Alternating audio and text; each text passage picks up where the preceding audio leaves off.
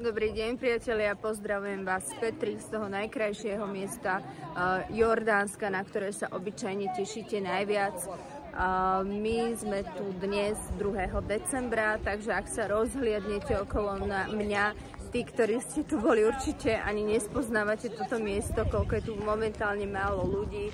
Je to tu neuveriteľne prázdne a kľudné, pretože ktorí ste tu už boli cez sezónu, tak viete, že toto miesto pri pokladnici býva rozhodne viacej rušné a preplnené. Takže dnes vám ale vyšlo počasie, je krásne slnečný deň, už je popoludne asi 5 hodín, takže už slnečko pomaly zapadá, ale veľmi pekné počasie. Pýtate sa, aká je situácia v Jordánsku. Život prebieha presne tak, ako má a dá sa vychutnať Petra a okolie aj teraz. My sme prišli do Petry mimo sezóny a máme veľké šťastie, pretože je úplne prázdna.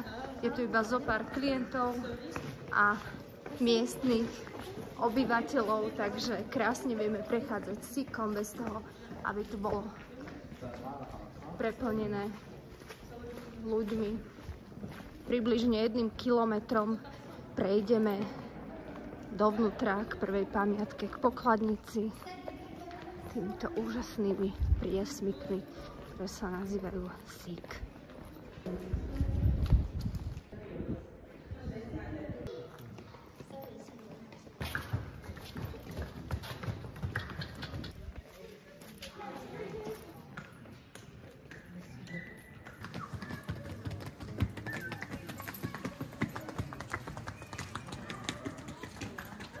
Takže tuto máme tiež zblízka jeden z tých kanálov. Oni viedli dva.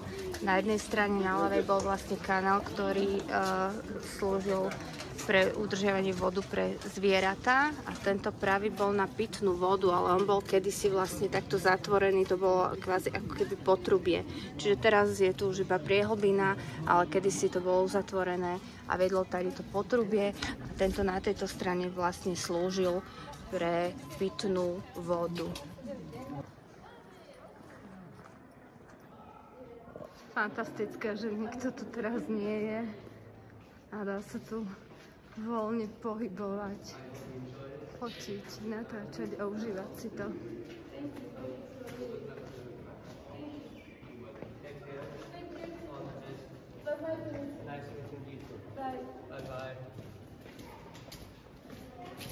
You want to ride? Yeah, thank you. Takže tu vidíme postavu, kedy si vytesanú do kameňa a to bola vlastne karavána. Toto sú ľudské nohy a tuto boli ťavie. Predné nohy, zadné a keď sa lepšie pozriete, tak ešte vidieť obrys tela ťavy a nasleduje ďalšia ťava, takže tu bola kedysi znázornená do kameňa vytesaná karavána. Je tu toho Petre množstvo.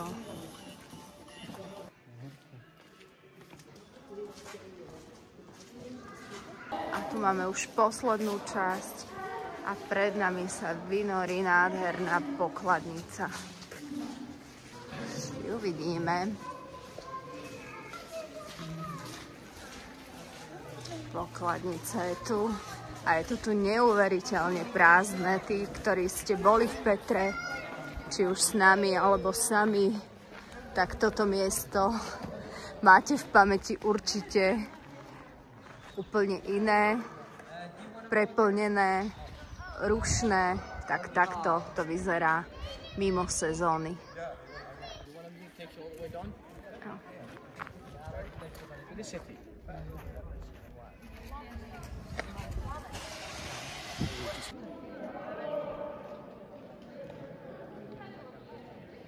Nádhernú pokladnicu a keď k nej prídete bližšie, je to uzatvorené, ale iba v roku 2003 sa začali robiť ďalšie vykopávky a prišlo sa na to, že tu je ešte ďalšie poschodie nižšie, čiže dá sa to krásne vidieť, prístupné to nie je, je to uzatvorené z bezpečnostných dôvodov a rovnako z bezpečnostných dôvodov sa nedá vojsť ani dovnútra do pokladnice, ale je to tam prázdne.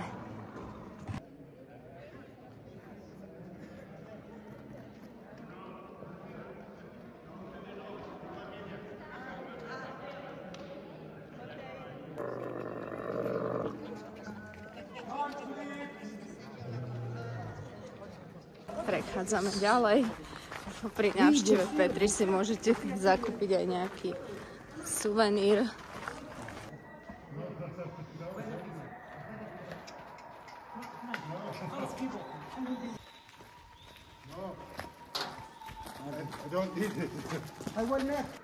V tejto časti už vidíme aj obytné domy, pozostatky obytných domov, kde teda už žili bývalí ľudia, ale boli to také luxusnejšie domy, kde bývala bohatšia vrstva mesta. Stále sa pohybujeme v oblasti, kde vidíme už domy.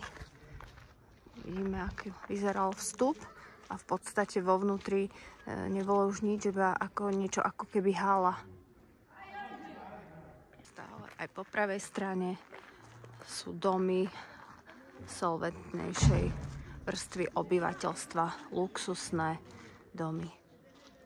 Blízko krásne vidieť ešte tú štruktúru, aj výzdobu. No a my pomaly prichádzame k divadlu.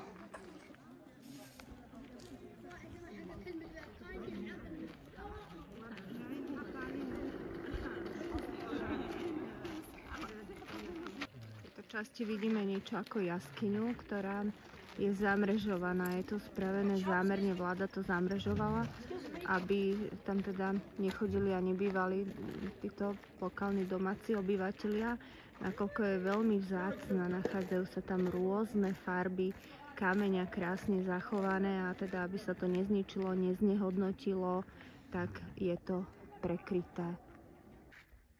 Takže tu zase vidíme obytné domy a teda chudobnejších ľudí. Už nie sú také luxusné, sú to skromnejšie príbytky, ale krásne vidieť jeden za druhým.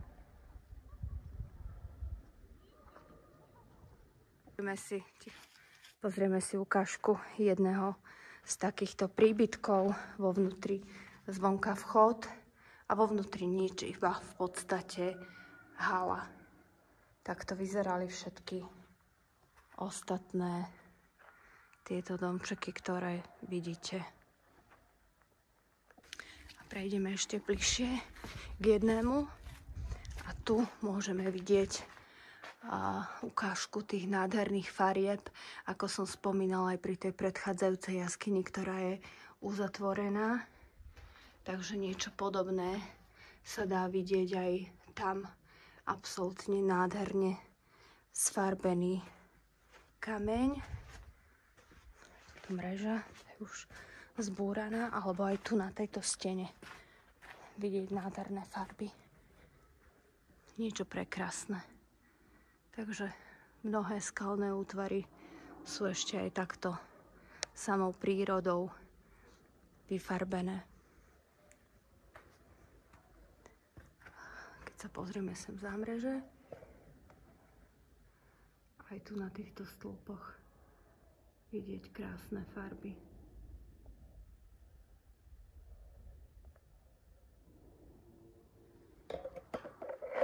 Takže naozaj sa dá vidieť veľa krásnych, zaujímavých miest v Petre aj na niekoľko dní.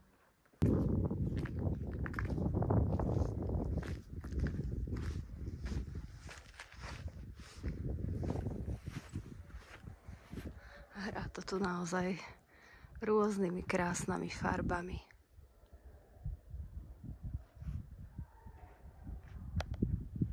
Pozrieme sa ešte sem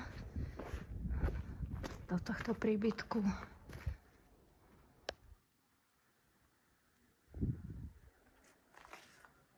Nádhera.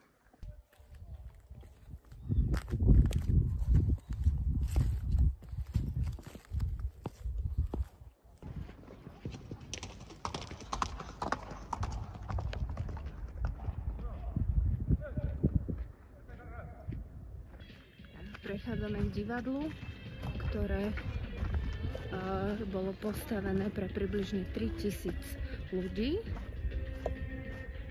A to, čo je vlastne vytesané do kameňa, čo vidíme vytesané, to pochádza zo obdobia nabatejského, čiže to bolo vytvorené nabatejcami. A to, čo už tu vidíme, tieto stavby postavené popri divadle, tak to už je z čias Rímskej ríše alebo pozostatky rímskeho obdobia. Takže divadlo pre 3000 ľudí.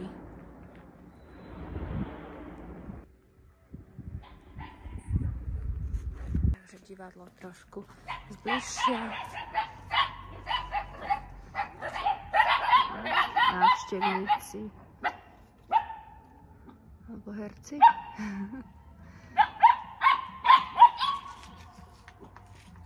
Takže pokračujeme ďalej a o chvíľočku sa priblížime k súdu. Už sme tu takmer iba my a domáci obyvatelia.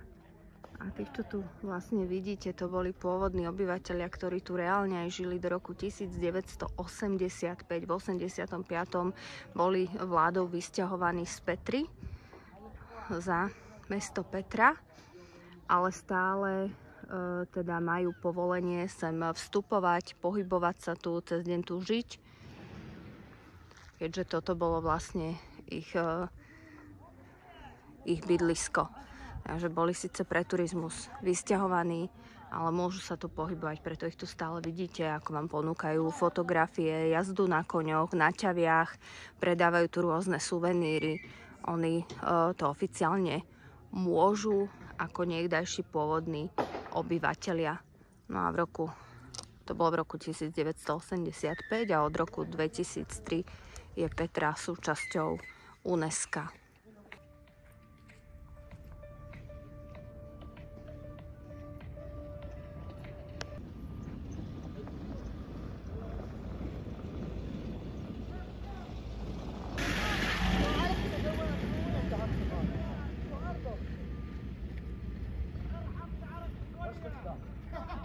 Pozadí už nádherná stavba, ktorá slúžila ako súd.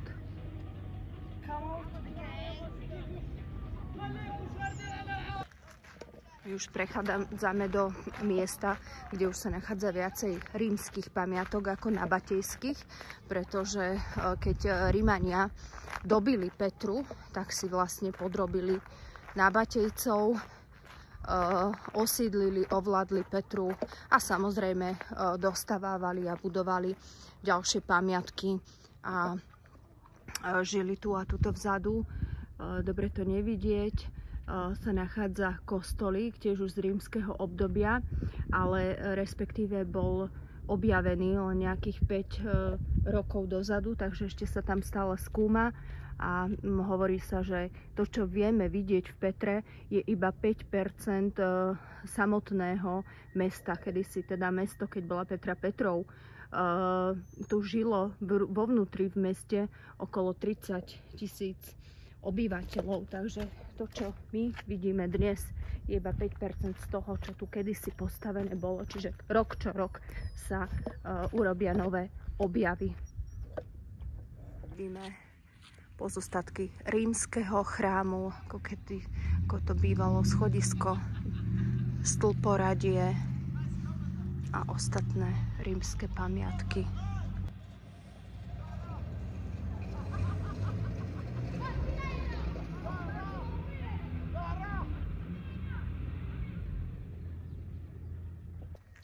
Tak ďalší z rímskych chrámov sa dá výjsť aj hore.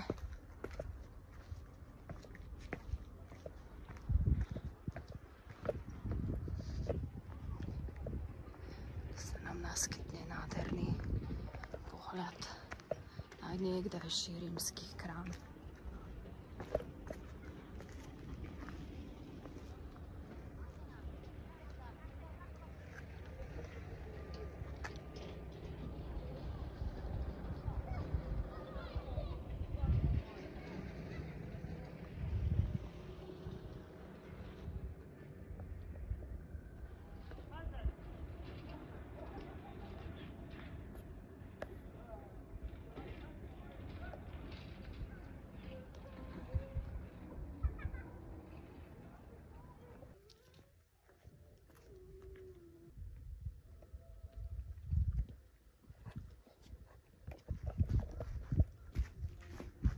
vstup do paláca. Obrovského.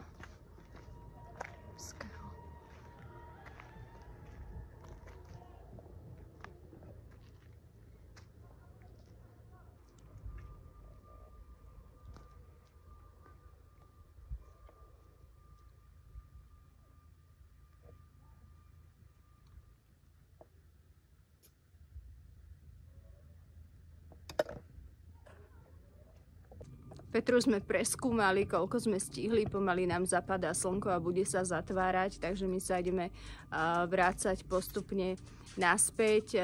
Všetkým vám vrelo Petru odporúčam. Je to tu nádherné, už úplne prázdne, tiché, iba my, zo pár turistov, kde tu a domáci obyvatelia.